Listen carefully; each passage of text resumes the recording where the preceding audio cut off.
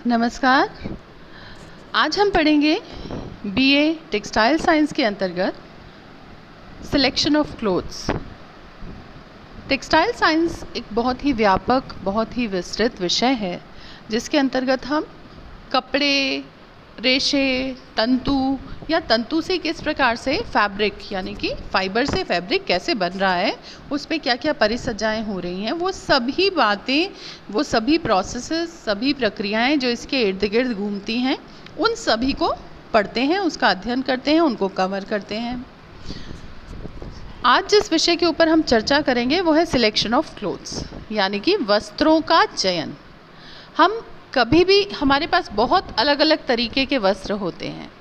कुछ वस्त्र होते हैं जो हम पार्टी में पहनते हैं या किसी विशेष अवसर पे पहनते हैं। कुछ शादी ब्याह या इस प्रकार, अगर हमारे घर के नज़दीकी रिश्तेदार में कोई विवाह उत्सव या इस प्रकार का कोई फंक्शन है तो हम वहाँ पे कुछ अलग वस्त्र पहनेंगे, हमारी चॉइस उसके हिसाब से होगी। फिर हमारी खुद की पसंद नापसंद क्या है, ये भी बहुत ज़्यादा प्रभावित करती है कि हम कैसे कपड़े चुनते हैं, क्या सिलेक्शन होता है हमारा कपड़ों का। तो जब भी हम कपड़े खरीदते हैं तो बहुत सारी बातों के ऊपर, बहुत सारे बिंदुओं के ऊपर हम गौर करते हैं, ध्यान रखते हैं कि भाई कपड़ा किस प्रकार का है, कपड़ा कितना मजबूत है, ये कपड़े का उपयोग हमें कहाँ लेना है, ये कपड़ा कितना टिकाऊ है, इसका रंग जल्दी उड़ तो नहीं जाएगा। बहुत सारे फैक्टर्स होते हैं जिनको हम कंसिडर करते हैं, सोचते हैं, उसके ऊपर ख्याल करते हैं, उसके प्लस माइनस पॉइंट्स को हम थोड़ा सा तौलते हैं और उसके बाद फिर हम वस्त्रों का चयन करते हैं। किस प्रकार के परिधान के लिए, बनाने के लिए कैसा वस्त्र लगेगा, ये भी एक सोचने का विषय होता है। तो एक बहुत ही महत्वपूर्ण विषय, और वस्त्र क्योंकि हमारे व्यक्तित्व का आईना होता है, हम कैसा, हमारी सोच को, हमारे आत्मविश्वास को प्रदर्शित करने का भी वस्त्र एक तरीका होता है, एक माध्यम होता है। तो इसीलिए वस्त्रों का चयन बहुत ही महत्वपूर्ण हो जाता है। आगे की कुछ स्लाइड्स में हम देखेंगे कि किस प्रकार से हम वस्त्रों का चयन करते हैं या किन बातों का हम ध्यान रखते हैं जब भी हम वस्त्रों का चयन करते हैं। Factors affecting selection of clothes, अर्थात वो कारक जो वस्त्रों के चयन को प्रभावित करते हैं। इसमें सबसे पहला पॉइंट आप देख रहे हैं पर्पस। पर्पस से मतलब है प्रयोजन। प्रयोजन यानी जो वस्त्र हम ले रहे हैं उस किस पर्पस के लिए, किस प्रयोजन के लिए ले रहे हैं। क्या आप वो वस्त्र किसी पार्टी में पहनने के लिए ले रहे हैं, या आप उस वस्त्र से कोई घरेलू रोज़मर्रा के जीवन में जैसे हम वस्त्र पहनते हैं वो अलग होते हैं, पार्टी के अलग होते हैं। तो प्रयोजन क्या है, किसी शादी विवाह उत्सव में पहनने के लिए ले रहे हैं, या रसोई में काम आने वाले कोई वस्त्र आपको लेने हैं, जैसे हम सूती कपड़े, झाड़न, टेबल क्लॉथ या इस प्रकार की चीज़ें लेते हैं। तो आप चाहे उस कपड़े की क्वालिटी, कपड़े की रचना कैसे है, उसका रंग रूप नमूना, ये सब आप उसके पर्पस को ध्यान में रखते हुए, उसके प्रयोजन को ध्यान में रखते हुए ही आप निर्धारित करते हैं। चाहे हमें बेड कवर लेना हो तो जो हमें लगे कि हमें दैनिक हर रोज़ के जीवन में उपयोग करने वाला डेली बेड कवर चाहिए। रोज़ बिस्तर पे हम कैसा बेड कवर, कैसी चादर बिछाते हैं, सूती हो, धुलने में इजी हो, रंग ना निकलता हो, मजबूत भी हो, क्योंकि रोज़ रोज़ धुलेगी तो वो जल्दी, हम चादर अमूमन 3-4 दिन में, 5 दिन में उसको बदल देते हैं, धोते हैं। तो और वो धोना भी चाहिए क्योंकि स्वास्थ्य की दृष्टि से रोग प्रतिरोधक क्षमता को बढ़ाने के लिए, या कहें कि रोगों या संक्रमण से रक्षा करने के लिए ये आवश्यक है कि जो भी हम कपड़े इस्तेमाल कर रहे हैं, चाहे वो हम पहन रहे हैं, चाहे वो जो हमारे आसपास हैं, उनकी स्वच्छता का, उनके क्लीनलीनेस का हम ख्याल रखें। तो तौलिया है, झाड़न है, मेजपोश है, बेड कवर है, ये सब जो भी चीज़ें हैं रोज़ के उपयोग की, हम देखेंगे कि हम डेली उपयोग का ऐसा लेंगे जो धुल सके आसानी से, ख़राब नहीं हो, कलर फेड नहीं हो, मज़बूत भी हो और दिखने में अच्छा भी लगे। बहुत लाइट कलर का हम रोज़ नहीं बिछाएंगे अगर घर में छोटे बच्चे हैं तो वरना वो जल्दी से गंदा हो जाता है। लेकिन जब हम दिवाली पे या कोई और त्यौहार पे बिछाते हैं ऐसे बेड कवर्स, तो वो क्या होते हैं, वो थोड़े से विशिष्ट होते हैं, सुंदर दिखते हैं। तब हम आकर्षण और ब्यूटी को पहली प्राथमिकता देंगे, क्योंकि वो उस पर्पस को, उस प्रयोजन को सिद्ध करता है। तो इसलिए जो भी वस्त्र हम खरीद रहे हैं, ले रहे हैं, चयन कर रहे हैं, सबसे पहले हम देखेंगे कि उसका प्रयोजन क्या है, उसका पर्पस क्या है। उसी के हिसाब से वस्त्र की गुणवत्ता होगी, उसी के हिसाब से वस्त्रों का रंग, उसकी क्वालिटी, उसके किस प्रकार के तंतु हैं, भाई सूती लेंगे कि रेशमी लेंगे कि ऊनी लेंगे, ये सब कपड़े खरीदते हुए हम ध्यान रखेंगे कि उसका प्रयोजन क्या है, पर्पस क्या है। दूसरा बिंदु आ जाता है सर्विसेबिलिटी, यानी कि वस्त्र की कार्यक्षमता। अब जो वस्त्र है वो क्या कार्य सिद्ध करने वाला है, ये भी बहुत महत्वपूर्ण बिंदु है। हम कोई भी परिधान के लिए वस्त्र खरीदेंगे, आप किस लिए खरीद रहे हैं, आप उसे अगर रोज़ पहनने के लिए खरीद रहे हैं तो वो डेली धुलेगा, तो उसका रंग फास्ट होना चाहिए, वो पहनने में आरामदायक, सुविधाजनक होना चाहिए, पसीना सोखने वाला होना चाहिए। आप काम करेंगे तो उसकी आपकी कार्यक्षमता में वृद्धि करने वाला होना चाहिए, बहुत जल्दी सिलवट लगने वाला नहीं होना चाहिए, टिकाऊ होना चाहिए। तो ये हम दैनिक जीवन में जो भी वस्त्रों का प्रयोग कर रहे हैं वहाँ इन बिंदुओं को ध्यान रख रहे हैं। तो वस्त्र की कार्यक्षमता उसके पर्पस के साथ ही जुड़ी हुई है कि किस प्रयोजन से हम खरीद रहे हैं, उसी के आधार पे हम वस्त्र की कार्यक्षमता भी देखेंगे। अगर आप पार्टी वेयर कोई कपड़े लेते हैं, कोई विवाह उत्सव या कोई और दूसरे किसी फंक्शन में पहनने के लिए, तो वहाँ पे आप ये डिज़ाइन और ब्यूटी के ऊपर ज़्यादा ध्यान केंद्रित करेंगे, क्योंकि पता है कि कितनी बार आपको वो पहनना है, तो वो उतने अवसर आप पहन सकें, ये आप ध्यान रखेंगे। और रोज़मर्रा में पहनने वाले कपड़े, क्योंकि आपको डेली वेयर करने हैं, रोज़ पहनने हैं, तो आप अलग क्वालिटी उसके अंतर्गत देखेंगे। तो जो पार्टी वेयर वाला होगा उसे आपको ड्राई क्लीन कराना होगा, रंग, इसलिए आप कलर अपनी चॉइस का लेंगे, अपनी पसंद का लेंगे, और जो आपके ऊपर खिले, अच्छा लगे, पार्टी में आपको अच्छा दिखना है, आकर्षक दिखना है, इसीलिए आप वहाँ पे ये बिंदु अपने प्राथमिकता में रखेंगे। तो वस्त्र की क्या कार्य क्षमता है, उसको क्या काम सिद्ध करना है, ये बहुत महत्वपूर्ण हो जाता है। रसोई में आने वाले काम, कपड़े, झाड़न, मेजपोश या इस प्रकार के कवर्स जो भी हम यूज़ करते हैं, जैसे रोटीदान का कपड़ा ही हुआ, तो वो सूती होने चाहिए, सॉफ्ट होने चाहिए, मलमल के होने चाहिए, जो कि और सफ़ेद होने चाहिए। क्यों?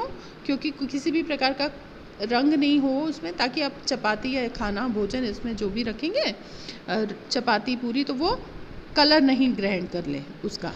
तो इसलिए चाहे घर में उपयोग के कपड़े हों, चाहे आप बाहर पहनने वाले हों, चाहे क्लॉथ्स, ऐसे क्लॉथ्स हों जो कि आप रोज़मर्रा की सफाई में यूज़ करते हैं, उन सब की कार्य क्षमता को आप देखते हैं कि वो मज़बूत हो, जो अपना प्रयोजन है वो सिद्ध कर सके। यह अत्यंत महत्वपूर्ण बिंदु हो जाता है।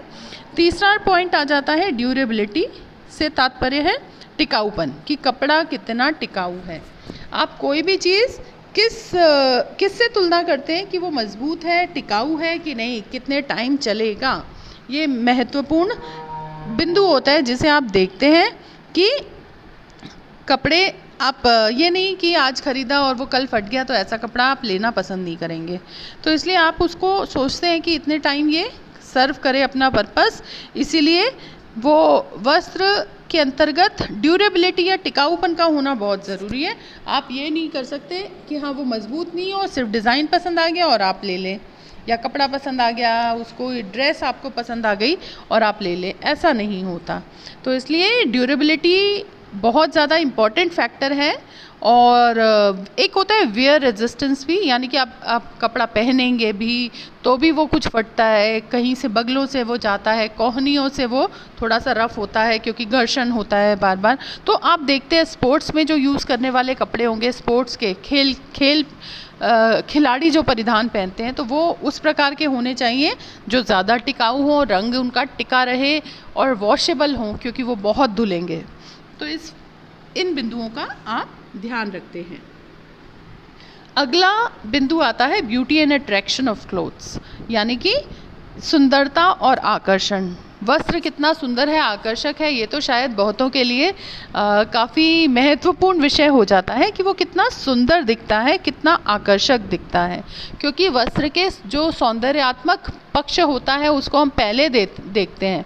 आप कभी भी अपने माता जी के साथ जब बाज़ार जाते हैं और कपड़े खरीदते हैं तो आपने देखा होगा, आप जहाँ बच्चे क्योंकि छोटे हैं तो वो किशोरावस्था में उनको रंग, डिज़ाइन, फैशन ये सब चीज़ें आकर्षित करते हैं, लेकिन जो आपकी मम्मी है वो क्या देखती हैं कि कपड़ा कितना मजबूत है, कपड़े का रंग तो नहीं निकलेगा, कपड़ा कितना टिकाऊ है, कितने टाइम चलेगा, वो पहनने में कैसा दिखेगा। क्यों? क्योंकि वस्त्र जो जितना इन्वेस्टमेंट आप उस पर कर रहे हो, जितना पैसा आप उस पर लगा रहे हो, उससे ज़्यादा संतुष्टि वो आपको दे, ऐसा उद्देश्य आपकी माताजी का रहेगा। या और हम सभी जिस भी प्रयोजन से हम पैसे खर्च करते हैं, व्यय करते हैं, तो वो व्यय हमें हमारी आवश्यकता की पूर्ति के लिए हमें अधिकतम संतुष्टि दे, ये हमारा हमेशा ही प्रयास रहता है। तो वस्त्र कितना सुंदर है, आकर्षक है। कई बार आपने ये देखा होगा कि डिज़ाइन और सब कुछ आपको पसंद आ गया, महंगा भी है, लेकिन क्योंकि आपको पसंद आ गया इसीलिए आप उसको खरीद लेते हैं। तो कंज्यूमर के लिए, उपभोक्ता के लिए जो एस्थेटिक अपीयरेंस है या कहें कि जो सुंदरता है, उसकी दिखने वाला जो सौंदर्य तत्व है किसी भी वस्त्र का, वो बहुत ही महत्वपूर्ण होता है और उसको इग्नोर नहीं किया जाता। अगला बिंदु आ जाता है क्लाइमेट, यानी कि मौसम। क्लाइमेट क्या होता है? जहाँ पे कहीं ठंडे प्रदेश होते हैं वहाँ पे बर्फ़ ज़्यादा पड़ती है, ज़्यादातर महीने ठंड के ही निकलते हैं, तो उनको कैसे वस्त्र चाहिए होते हैं? उनको ऐसे कपड़े जो उनकी हीट, शरीर के ताप को बनाए रखें, संग्रहित रखें, निकलने ना दें। तो इसलिए वो कैसे ऊनी, जानवरों के फर से बने ऐसे या रेशमी, इस प्रकार के वस्त्र पहनते हैं जिससे कि उनके शरीर की हीट अंदर बनी रहे, शरीर का तापमान सही बना रहे, अधिक रहे, ताकि उन्हें सर्दी कम लगे। और हम भी सर्दी में ऐसे ही, सर्दी में आप ऊनी कपड़े पहनते हैं, शॉल पहनते हैं, स्वेटर पहनते हैं। तो आप कौन से मौसम के लिए आप खरीद रहे हैं, इसको तो आप बहुत ही ध्यान रखते हैं। जब आप गर्मी के लिए कपड़े खरीदते हैं तो हम क्या करते हैं? कपड़े थोड़े मुलायम होने चाहिए, पसीना सोखने वाले होने चाहिए, सूती होने चाहिए। सिंथेटिक कपड़े आप गर्मी में नहीं पहनते क्योंकि वो आपको आपके पसीने को सोखने में सक्षम नहीं हो पाते हैं।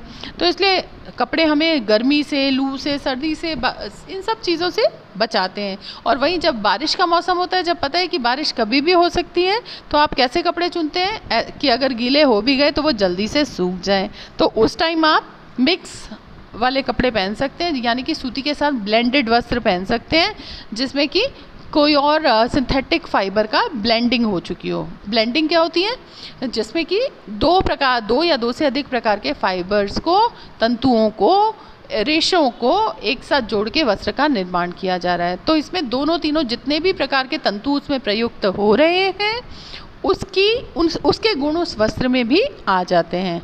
तो जहाँ सूती वाला रखेंगे, आप मान लीजिए 70% सूती कंटेंट रखा है, सूती तंतु रखे हैं किसी वस्त्र के निर्माण में, तो क्या होगा? पसीना सोखने में सक्षम है और मुलायम है। और वहीं 30% अगर उसमें सैटिन, सिल्क मिला दिया तो कॉटन सैटिन बन जाता है जैसे, तो उससे क्या होगा कि उसके अंदर रिंकल्स नहीं पड़ेंगे या प्लीट्स नहीं पड़ेंगी जल्दी, सिलवटें नहीं पड़ेंगी जल्दी, तो वो कपड़ा दिखने में भी सही लगेगा, परिधान उसका, और पसीना भी सोखेगा। तो इस प्रकार से मौसम कैसा है उसके अनुरूप हम हमेशा ही जो भी परिधान या वस्त्र चुने उसका ध्यान रखते हैं। आपने देखा होगा गर्मियों में ज़्यादातर हल्के रंगों का इस्तेमाल करते हैं, क्योंकि वो जो हल्के रंग के होते हैं उसमें आर्द्रता को सोखने की भी क्षमता ज़्यादा होती है और ताप को परावर्तित भी कर देते हैं। तो इसलिए आपकी जो शरीर की गर्मी, शरीर में पसीना आता है उसको सोखते रहते हैं, तो उससे क्या होता है? शरीर का तापक्रम कम होने लगता है, तो आपको थोड़ा ठंडा सा एहसास होता है गर्मी में। और जो सर्दी होती है तब हम डार्क कलर्स, गहरे रंग ज़्यादा पहनना पसंद करते हैं, क्योंकि वो हमारे शरीर में हीट को बनाए रखते हैं, गर्मी को बनाए रखते हैं। अगला बिंदु देखें, फैशन एंड स्टाइल। बहुत ही इम्पोर्टेंट नहीं, कलर ऑफ द फैब्रिक पहले पढ़ते हैं, उसके बाद फैशन एंड स्टाइल। कलर यानी कि जो अभी मैंने आपको बताया, हल्के रंग, गहरे रंग हम इस्तेमाल करते हैं उपयोग के हिसाब से, मौसम के हिसाब से, कैसा वातावरण है उसके हिसाब से। फिर और महत्वपूर्ण हो जाता है कि हमारी व्यक्तिगत पसंद नापसंद भी होती है, उसको भी हम ध्यान रखते हैं। कैसे किसी को कैसे कलर्स पसंद है वो उसके चयन किए हुए वस्त्रों में परिलक्षित होता है। तो जो भी हम अपनी चॉइस के रंगों के परिधान को पहनना पसंद करते हैं, तो जब भी रंगों का चयन हम करें तो हमें ध्यान रखना चाहिए रंगों के गुणों के बारे में। हल्के रंग, गहरे रंग जो भी अलग अलग हैं, और रंग पक्का हो कि ताकि वो, अगर गर्मी में आपने ऐसा कलर यूज़ कर लिया जिसका रंग जाता है, ऐसा वस्त्र यूज़ कर लिया, तो क्या होगा, पसीने के साथ वो आपके शरीर पे भी आ जाएगा। तो इन सब बातों का हमें ध्यान रखना चाहिए। फैशन और शैली ये भी एक महत्वपूर्ण टॉपिक है। महत्वपूर्ण इसलिए है क्योंकि फैशन और शैली ये डिसाइड करता है आगे किस प्रकार से आप कपड़े पहनेंगे, कहाँ पे जा रहे हैं, किस अलग अलग देशों में अलग अलग समय में फ़ैशन का ट्रेंड भी चेंज होता रहता है। तो जो फ़ैशन है उस हिसाब से बहुत ज़्यादा प्रभावित होता है। आप देख के आसपास क्या चीज़ें चल रही हैं, ट्रेंड में चल रही हैं। आपने दुकानदार से के पास जाएंगे बाज़ार में और आपने कहा कि हमें ये ड्रेस लेनी है, तो वो आपको कहेगा हाँ ये लेटेस्ट फ़ैशन है, इसको देखिए आप। तो लेटेस्ट फ़ैशन से हमेशा युवा आकर्षित रहते हैं और उनको लगता है कि इस जो ट्रेंड चल रहा है उसी को हम फॉलो करें, उसको देखें, और वैसा ही प्रिंट हो सकता है, उसी प्रकार का पैटर्न हो सकता है। आप देखिए पहले कुर्ता और पजामियाँ, चूड़ीदार पजामियाँ ज़्यादा ट्रेंड में थी, उसके बाद सलवारें ट्रेंड में आई, फिर पजामियाँ ट्रेंड में आई, लेगिंग्स ट्रेंड में आई, प्लाजोस, पैंट्स। तो ये सब एक ट्रेंड बदलता रहता है कि किस प्रकार से हम उन चीज़ों को इस्तेमाल करें, और ये फैशन के अनुरूप ही कोई भी व्यक्ति अपने लिए वस्त्रों का चयन करता है।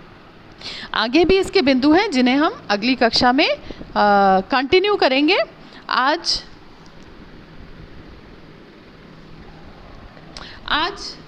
हमने ये प्रमुख बिंदु देखे। अगली कक्षा में जो बचे हुए और बिंदु हैं उनको हम चर्चा करेंगे। आशा करती हूँ आज की इस कक्षा से आपको ज्ञान की प्राप्ति हुई होगी, और ज्ञान ही हमें समृद्ध बनाता है। इसीलिए हमें अपना सीखना जारी रखना चाहिए। हर चीज़ सीखना बहुत ज़रूरी है। जो भी हमें दिखे, किसी भी व्यक्ति से हमें कुछ सीखने को मिले तो आवश्यक रूप से हमें सीखना चाहिए। धन्यवाद।